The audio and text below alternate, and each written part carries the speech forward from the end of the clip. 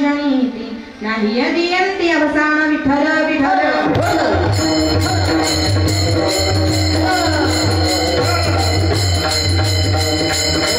आपुला तो एक देव करुणी हवा तेणे विणो जीवा सुखण हे ये रती माईके दुःखाची जाणीती नाही यदियंती अवसान. प्रस्तुत कीर्तनरूपी सेविकर्थन मिळलेला म्हणून महान भगवत भक्त संत श्रेष्ठ संत भूषण देवमान्य जगतमान्य श्रीमंत संत श्रेष्ठ वैराग्याचे महावीरू जिजाई रमण पाषांड दूषण हिंदू हृदय सम्राट छत्रपती शिवरायांचे धर्मगुरु पंचमवेद निर्माते सदैव वैकुंठाला जाणारे सदैव वैकुंठाला जाऊनही पुन्हा मृत्यू लोकात येणारे अधिकारी श्रीमंत संत जगद्गुरु तुकोबराया यांचा 4 चरणाचा गुण तुम्हा आम्हाला जीवनामध्ये सुख प्राप्त होण्यासाठी उपाय सांगणारा भक्त सेविकता निवडला.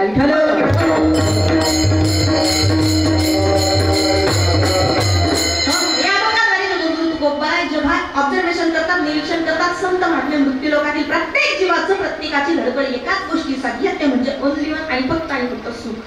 कशासाठी प्रयत्न आपल्या सर्वांचा सुखासाठी. मज लागी दुःख भावे ऐसे कोणी भावे ना जीवे. मला दुःख मिळावं असं कुणालाच वाटत नाही पण माझ्या जीवनातलं सुख जावं हे मात्र कुणालाही वाटत नाही. सुख यावं वाटतं आणि दुःख जावं वाटतं. जे जावं वाटतं ते जात नाही जे यावं वाटतं ते येत नाही. म्हणजे ज्या पाहुण्याला घरातून निघावं वाटतं ते लवकर निघत नाही आणि ज्या पाहुण्याने यावं वाटतं ते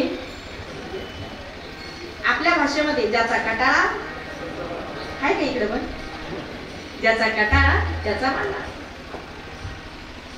मग जेव्हा अपेक्षा सुखाची करतो पदामध्ये दुःख पडतं प्रयत्न करूनही सुख मिळत नाही तेव्हा संत महात्मे जेव्हा मृत्यू लोकांमध्ये निरीक्षण करतात ऑब्झर्वेशन करतात तुकोबराय म्हणतात धडपड इथे प्रत्येक जीवाची फक्त आणि फक्त सुखासाठी आहे पण ज्याच्यासाठी प्रयत्न करतोय ते सुख काही मिळत नाही. मग सुख मिळण्यासाठी काय करावं लागेल तुकोबराय म्हणतात सुख प्राप्त करायचं आहे हे तुमचं ध्येय आहे पण ध्येय प्राप्त करण्यासाठी काहीतरी साधन असावं लागतं.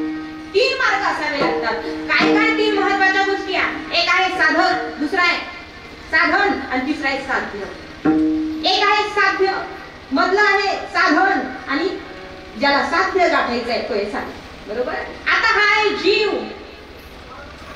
जीवाला साध्य गाठायचंय सुख पण साधन वापरलंय जीवाला संसार. लक्षात असू द्या. हा आहे जीव याला प्राप्त करायचं सुख पण याला साधन वापरलंय संसाराचं. मग ज्या साधनानं साध्य गाठायचं आहे ते साधनच जर चुकीचं असेल तर तुम्ही पोहोचाल कसं. समजा मोठा अखंड हरिनाम सप्ताह सुरू झाला कधीपासून कालपासून. बरोबर.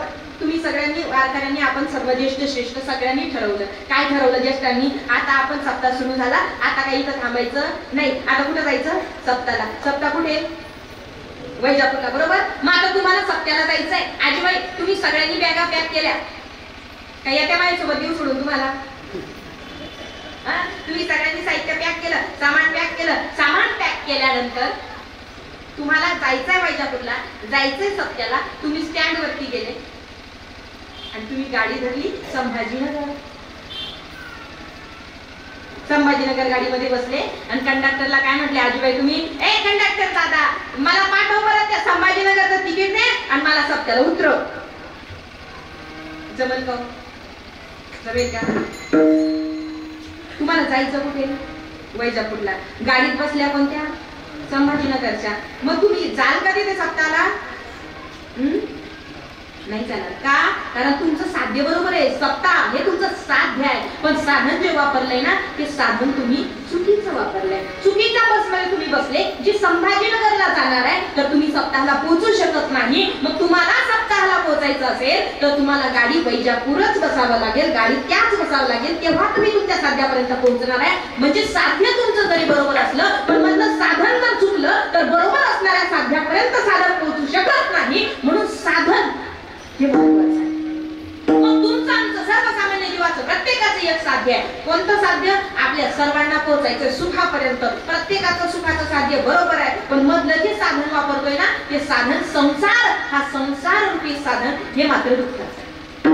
तुम्ही संसार रूपी साधनाच्या माध्यमातून सुख सुखाच्या साध्यापर्यंत पोहोचू शकत नाही. म्हणून तुकोबराया म्हणतात सुख पाहिजे असेल तर एक करा, आपुला तो एक देव करुणी घ्यावा. एक देव आपलासा करा, कारण तेने विना जीवा सुख हे त्या देवाशिवाय जीवाला प्राप्त होऊ शकत नाही. ते म्हणजे सुख. मग काही जण म्हणले काय गरज आहे तुमच्या एका देवाची, हे एकट्या देवाच्या भरोश्यावर कशाला बसतात सुखाला? आमचा एवढा मोठा परिवार आहे, मुलं नातू बंधू शेती वाडी, भाऊ 6 भाऊ, त्यांच्या 6 बायका, मुलं नातू बंधू, एवढा मोठा आमचा गोतावळा आहे. मग तुमच्या एका देवाची काय गरज आहे? ते गोबराया म्हणतात ये रत्ती माहिती दुःखाची जनिती.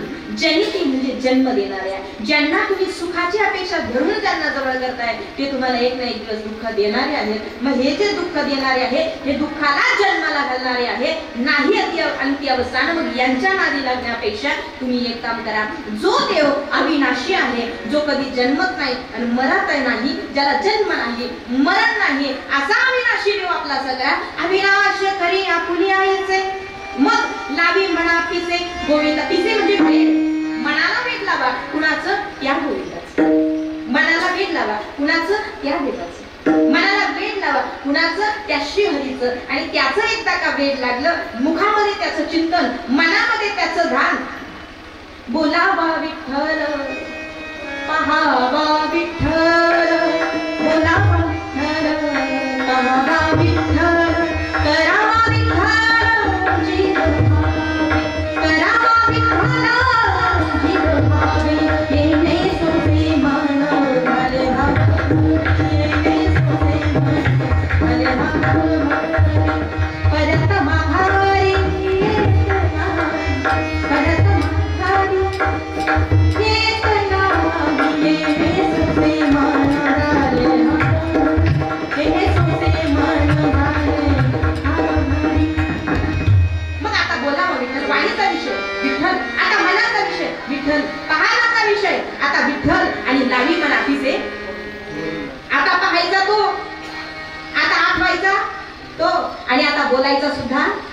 बोलायचा सुद्धा तोच. मग एकदा का लावी म्हणा पिसे गोविंदाचे, वाणीचा विषय, मनाचा विषय, देहाचा विषय आणि डोळ्याचा विषय, सगळा विषय एकदा तो झाला की मग तुकोबराया सांगतात आता मरण जरी आलं तरी ते मरण सुद्धा तुमची कीर्ती मी चांगली ठेवणार आहे. तुका म्हणे एका मरणीची उत्तमची